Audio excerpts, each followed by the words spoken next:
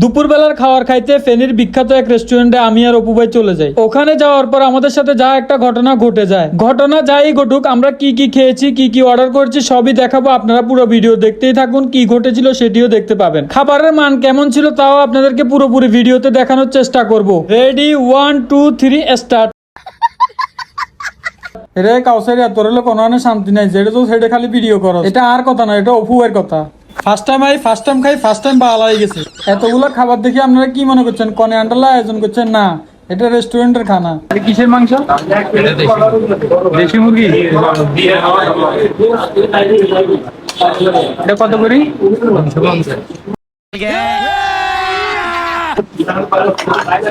যে রেস্টুরেন্টটা দেখতেছেন এটা হলো নাজির রোডের বিখ্যাত রাহাত হোটেল। এখানে যাওয়ার পর দেখি যে প্রচুর পরিমাণে মানুষ। আরে কেনা কে চাতে হো? নিজেরা বইবে জায়গা নাই, কষ্ট মষ্ট করে বই গেছি। অনেকক্ষণ বইতে বইতে খাওয়া দাওয়ার কোনো খবর নাই। পরে কইলাম যে ভাই আন্ডা খানা কি হাইতান না, কজা হাইবেন বইতান জিমকিছি। ভাতের আগে প্রথমে শশা দিছে, অপু ভাই কিচ্ছে বুড়ো করে একটা ঢুকাই দিছে, গালতে ঢুকাই দিয়ে চাপানি শুরু করে দিছে। এরপর বাদ দিছে, আমি আস্তে আস্তে পাতেগুনের মাখা চোখা শুরু করে দিচ্ছি। আস্তে আস্তে এই যে দেখেন এক মুঠ খাইলেছি। প্রথম নেলা খাইছি শুধু ডাল দিয়ে আর ভর্তা দিয়ে। চিন্তা করি এর খানা কি বাকি গান হামুকি না, চিন্তা করতে করতে দেই একটু পরে আয় হসি গেছে বাকি। মার্কের গোস্ত দিবেন লগে লগে অপু ভাই বুড়ুর করে আলু একখান আর গোস্ত একখান লই লইলো। সাথে সাথে লই আনলো গরুর মাংস ভাই। আমি আর চেহারা মুഞ്ഞে রেনি দেই যে আমি আর খুব মন খারাপ। এই যে দেখেন গরুর মাংস কিন্তু মাশাআল্লাহ দেখতে খুবই সুন্দর লাগতেছে। অপু ভাই হাঁকি দিয়ে এই আরো কি আস্তে আস্তে বাইলে বাইল।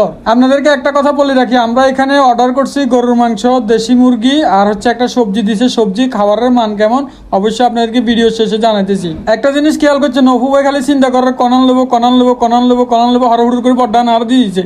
কারণ চিন্তা করে চলে যে মিয়া ববাই মানুষ, মিয়া যদি বয়ান লয় বিষয়টা খারাপ দেওয়া যায়। ইলে বলি হেমিয়া বুদ্ধি করে আগে আরে বয়ান দিয়ে দিচ্ছে। বিসমিল্লাহ বলে খানা শুরু করে দিচ্ছে অপু ভাই। তবে বিসমিল্লাহ কইছি হেমিয়া কইতে ভুলে গেছে। এই কারণে আপনাদেরকে অপু ভাইয়ের পক্ষ থেকে আন্তরিক দুঃখিত। ওই যে আপনাদেরকে বলছি না অপু ভাই বড় মাংস নিয়ে আরে দিছে, অপু ভাই আরে কছে বড্ডা মার্গের মাংস নিয়ে তোরে দিছি খা।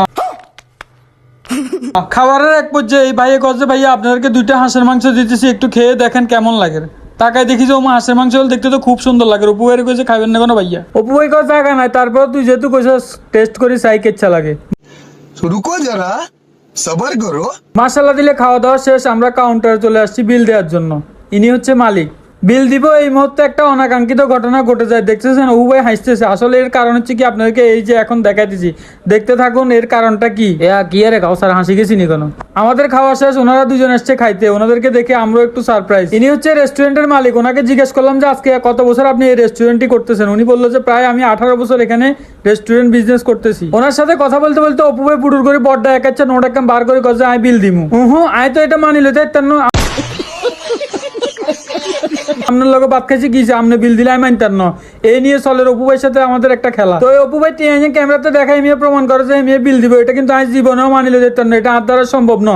পরে অপু ভাইয়ের সাথে কইছে না আপনি বিল দিলে আমি মানতাম না। অপু ভাই কইছে না, কজে তুই দিবি নি দে। এবারে হেমিয়ার আয়োজন টিয়া আনলো, দিয়ে দিলাম বিল। कैसा लगा मेरा मजाक? তার মানে বিল কনে দিছে আপনারাই বলেন? বিল কিন্তু আমি দিছি, বিল এমিয়ে দেন। এই যে ইমন ভাই দেখতেছেন, এমিয়ার কিন্তু একটা অভ্যাস খারাপ আছে। এমিয়া এক হোটেলে 2বার খায় না, কিলে জানেন না? এই ঘটনাটা আপনাদেরকে আমি বলতেছি। এমিয়া নাকি যখন যেখানে খায় বান্যা করে বই থাকে হেয়ারে হে হোটেলে আজ যায় না। জন এটা আমি কইছি, এমিয়া লগে লগে কল্লাইয়ে লুয়া লাইছে। বড় হারামি হো বেটা। মানে হেমিয়া এগুলো করে, হেমিয়ার অভ্যাস এখন আছে কজে। আমি কইছে ভাইয়া এখন ঠিক নয়, এখন বাদ দিয়ে আপনি এসব অভ্যাস লই। একদিন এক হোটেলে যাবেন, বান্যা খাই চলি আইবেন। হেমিয়া এটা মানে কজে তুই এখন কিলে কর, হাতে শরম লাগে। খাওয়া দাওয়া শেষ করি, পাশে দিয়ে একটা চায়ের দোকান আছে। আমি আর অপু ভাই আসলাম এখানে চা খাওয়ার জন্য। তো আপনাদেরকে তো আর একটা কথা বলা হয় নাই, যে কথাটা বলা হয় নাই সেটা আপনাদেরকে চা খাইতে খাইতে বলতেছি। আরে কেনা কে চাতে হো? আসলে সত্যি বলতে এখানকার যে খাবার ছিল প্রত্যেকটা খাবারই খুবই টেস্ট ছিল, খুবই ভালো ছিল। আপনিও চাইলে যে খেয়ে আসতে পারেন। খাওয়ার শেষে যে চাটা খেয়েছি সেটিও খুব ভালো ছিল। আল্লাহ হাফেজ, সবাই ভালো থাকবেন। ये बाबूराव का स्टाइल है।